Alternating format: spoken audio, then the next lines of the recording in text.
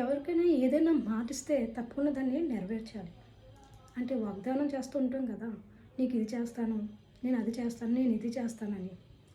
మనం అది నెరవేర్చే ఉద్దేశం ఉంటేనే మనం దాన్ని తప్పకుండా చెప్పాలి కానీ ఇది చేసేస్తాను, అది చేసేస్తానని మనం మాటలు అనకూడదు.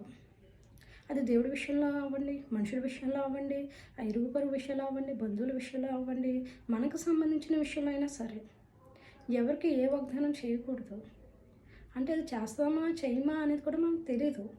అందుకే చూడండి, ప్రవక్త వారు కూడా 2 రోజుల్లో మీకు ఒక ప్రశ్న అడిగితే సమాధానం చెప్తానంటారు, తిరస్కారులు అడిగితే. కానీ ఆయన సొంతంగా ఇట్ల ఒక చెప్పలేరు.